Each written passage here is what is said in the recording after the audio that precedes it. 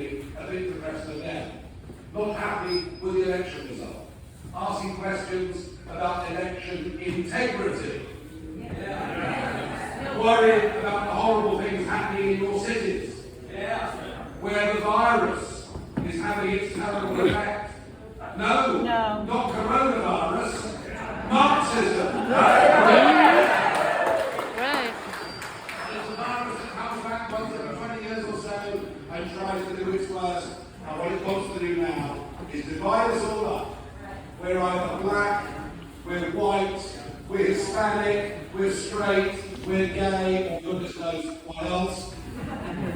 And it's all designed to turn person against person, to bring down the Judeo-Christian culture upon which this country of Western civilization is based. But you know something, 5 weeks into this term, I'm beginning to sense that far from being down, you're actually now ready to fight back and win the midterm election.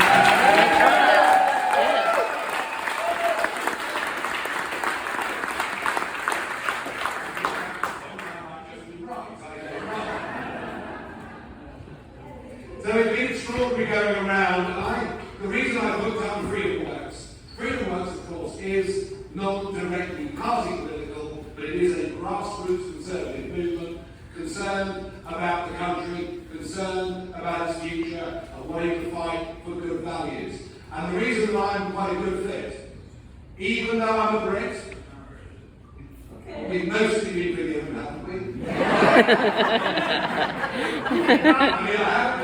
I've not had 18 12 friendly now for at least 10 days. But the reason I work, I think, here as a Brit, is because what I did was to build up, in the United Kingdom, a grassroots campaigning organisation. They called themselves the People's Army. They went out in all weathers. Right. That's pretty rubbish over myself. They went out in all weathers and they delivered leaflets, they put up signs, they had conversations, they did all the things that you guys go out and do. And when the history books are written, in 100 years' time or more, Brexit will be seen as a grassroots, a peaceful grassroots revolution against the entire global establishment. Yes, that's right. In a sense, identity is a huge part of this. You know, when I hear this rubbish from Georgia, that somehow having to present voter ID is racist and wrong, it just shows you how out of touch mainstream media that many Democrat politicians have become of the country. Now, in the referendum campaign of 16, every single interview I did on television, I held up my British passport because I pointed out that the first 2 words on it were European Union.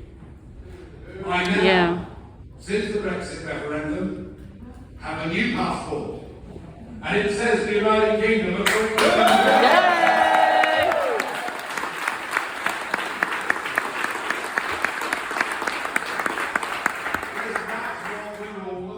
We believe, as I do in my country, as you do in yours, we believe in our nation. We believe in what it stands for. We believe in those that forged it and founded it, those that fought for it, those that defended it. We are proud of our country, we are proud of our culture, we are proud of our heritage, and we're not going to have it taken away ever. We're going to stand up.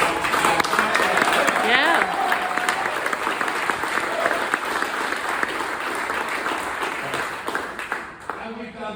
We've done that. And Yes. I'll come back to the British experience of the last couple of years in a moment. But I want to say this.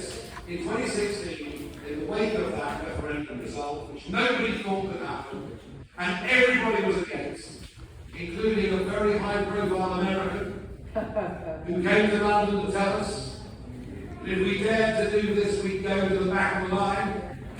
One Barack Obama. Yeah. Traitor. Is that really the best you can do?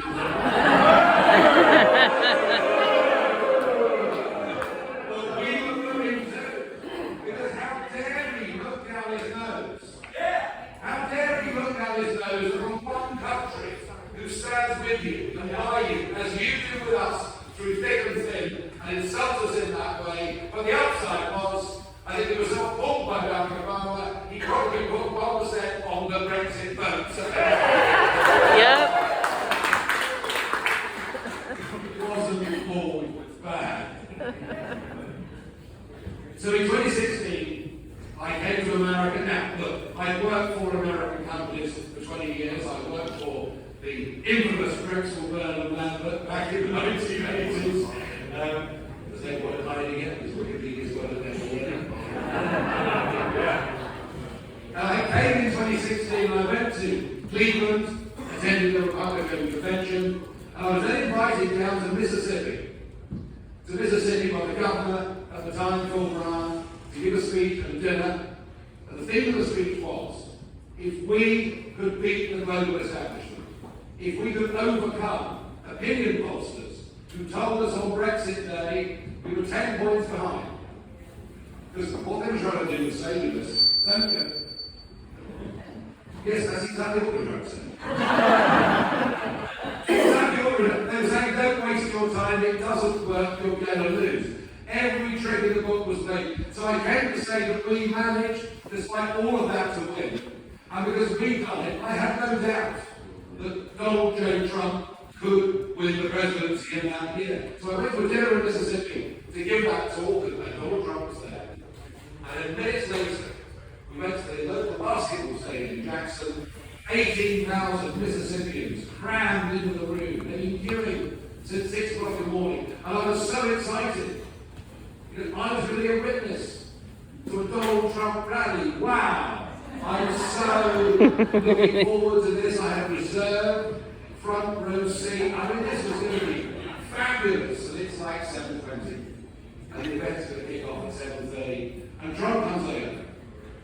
Because he's a big fella, you know. And he gets on my shoulders and says, Nigel, love what you had to say. Great job, great job. As he does. And he says, I'm going to introduce you. I want you to speak at this rally. I go, excuse me. Thank you so much for doing this. So there I am. I'm not often nervous. But the prospect of 18,000 Mississippians, I mean, it wasn't very easy. And I had to say to the guy himself, well, to be honest, he's become a very good friend. I do admire him, he's got great instincts, he's very good with people, and he was a really good president in my opinion.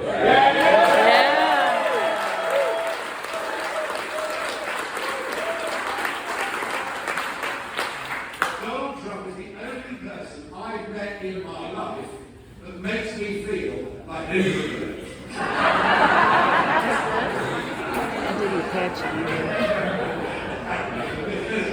He really is the real deal, isn't he? It's quite something. Anyway, I did my stuff, and I like to think that the global shock, the populist revolt, and you read a lot about populism, and many in America will tell you that the Tea Party in 2010 began populism. Yes, it did. Rubbish. Yes. I was doing this 17 years before the Tea Party. That's right. And I've been a great lady for many years, becoming the patron saint of lost causes. I just kept on going. In 2016, and here's the point, I believe that culturally, economically, and politically, our two countries are now closer together than they have ever been in any point in time. No doubt about that. Yeah. We were the mother country to America, but in many ways now you are the mother country to us. You are the leaders of the free world. And much as I believe in Brexit, if you fall, then frankly the whole of Western civilization falls, and that's why I'm going to be engaged in the fight here. This is about the future of the free world, and we all have to win this. Agreed. Yeah.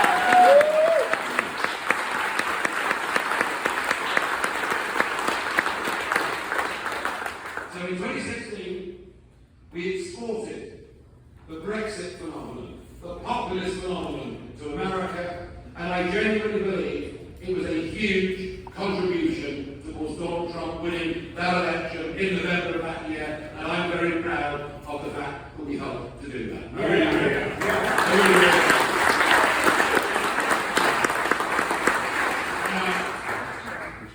There is a more recent export from my country to America. Are you getting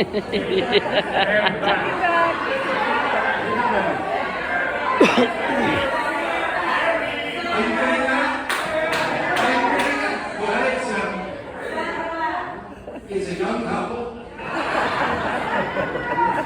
that have moved to La La Land. Yes, we've sent you Prince Harry. Who not only has abused his father, the Queen, his recently departed grandfather, in a way that I think is utterly shocking and deplorable, but he's now decided to take on your First Amendment rights. Yeah, he said our First Amendment rights are bonkers. And the latest tonight. Well, if you don't like it, don't come over here. Yeah. Truth bombs. Where do they get this stuff from? So I'm very, very sorry. I'm pleased we sent you Brexit. I'm pleased we helped you get Trump. But I'm afraid when it comes to Prince Harry, I'm sorry to tell you this, he's yours.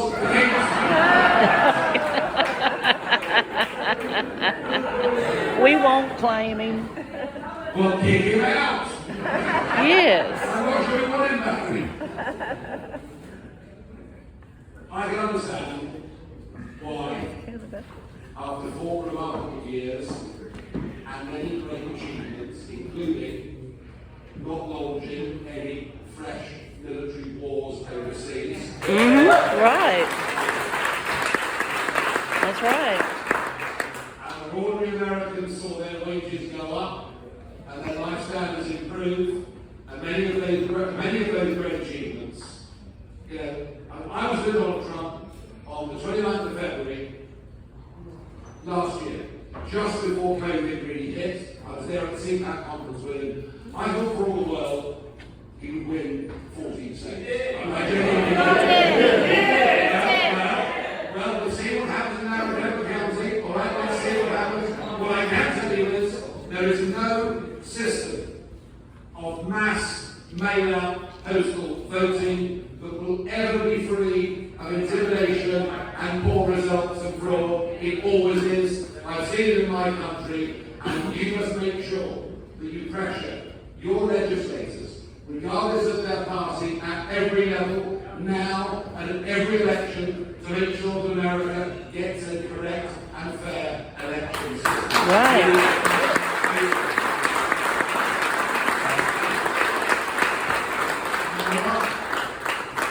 There is one shining example around the world of a country that's got this right. Now, this is a country that gets virtually nothing right. It's called France. And you understand the Anglo-French rivalry that's been going on for about 1,000 years. But the French have realised that it's unreliable.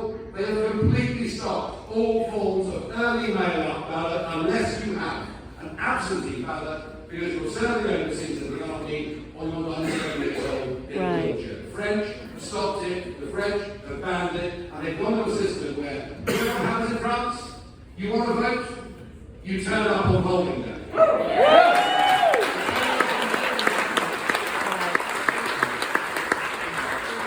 the ballot papers that are filled in with a cross, with a pencil, on a piece of paper, in the privacy of a polling booth where nobody can see what you're doing or intimidate you, are counted. Not by computers, they're counted by hand and put in piles open for all the public and all the scrutineers to see, and that is the only reliable form of election. And you don't need to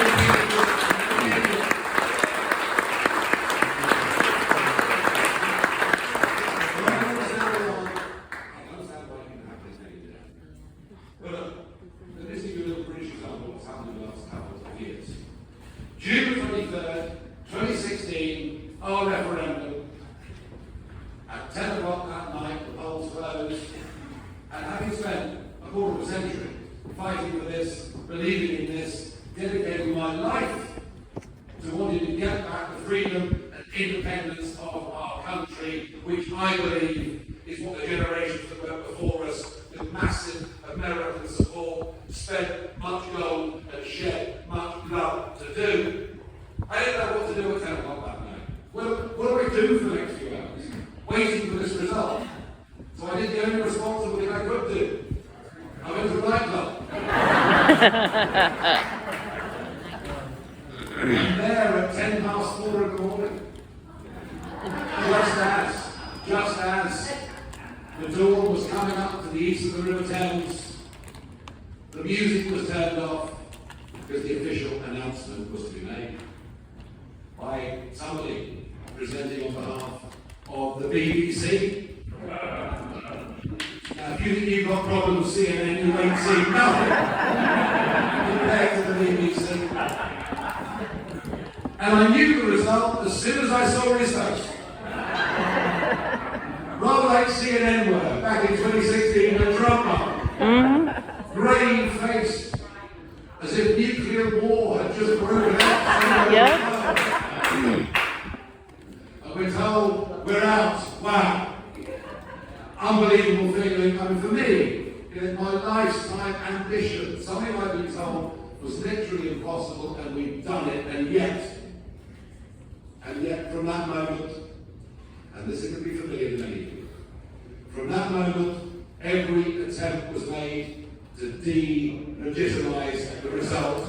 Familiar? Yeah? Yeah. Every attempt was made to de-legitimize it. We were told we didn't know what we voted for. We were told we were ignorant, stupid, knuckle-dragging. Oh, and obviously racist too, but obviously. And that is obvious, isn't it? And they then spent nearly 3 years doing their best to promise that they would deliver Brexit, and we had a piece of legislation in law that said on the 29th of March, 2019, we would leave. And we woke up on the 30th of March, 2019, and we had not left, and in fact someone now boasting that Brexit would now never happen because people had realised the terrible mistake they had made. So imagine the sense of despair that was there in many of the 17.5 million of us that had gone out to vote for Brexit. But not me. I'd seen this betrayal coming months and months before, and I was busy planning and organising and reconnecting with my grassroots people army and telling them, I know we've won the war, but I'm very sorry guys, we've got to go out and win it all over again. And within 6 weeks of that moment, I launched a coalition, not just of those who were conservative, but we brought in those on the centre left who were patriotic believers in our country too. We launched the Brexit Party, the country fought a European election, we won the national election, we got 50% more votes than the nearest party to us, and before the votes had even been counted, the Conservative Prime Minister who led this betrayal, Theresa May, resigned in disgrace. I remember that.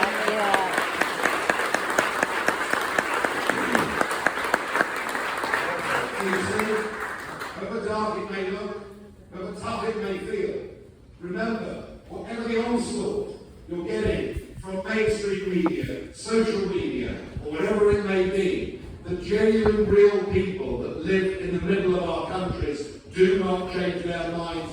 They know what they believe in, but they need to be given direction, they need to be given leadership, they need to be given inspiration and given hope. And I can fast forward to today. An opinion poll 2 weeks ago, conducted in the United Kingdom, which asked, if there was a Brexit referendum tomorrow, how would you vote? It is now 70%.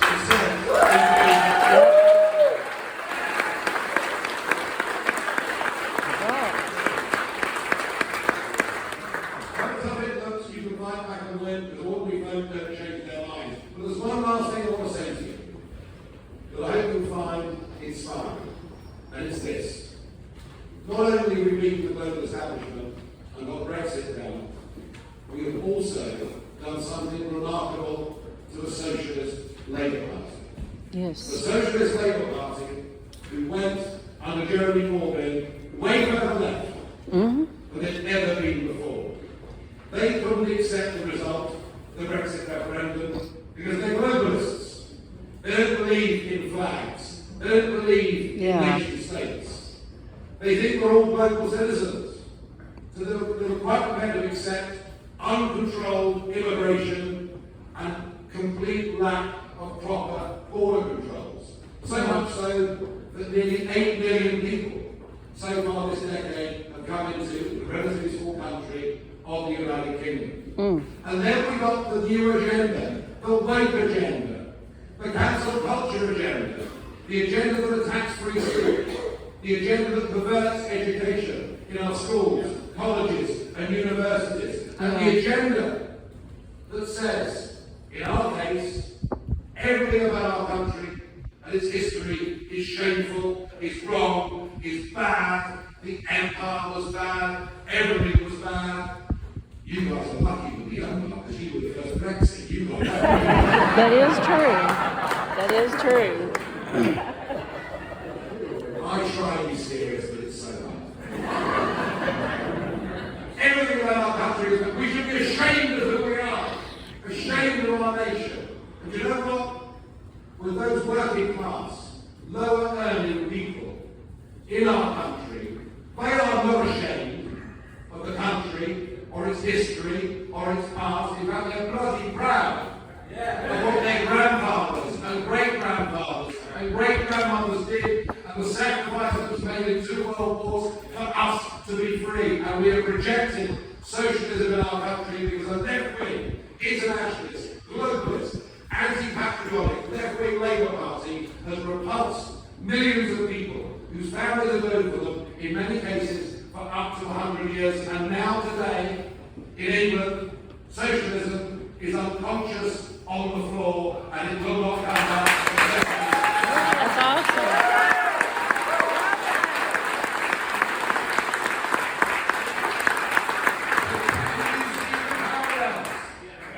Can you see the parallels of what is going on here in America, where exactly the same game is being played? You're even being told to be ashamed of your founding fathers, all the things this country has stood for, by a left-wing, woke, cancel culture crowd that are losing touch with the working class base in America. Politics, left and right politics, is realigning. Your opportunity, it may feel tough now, your opportunity for 2022 and 2024 is better than you can even believe. So do you want to defeat socialism in America? Yeah.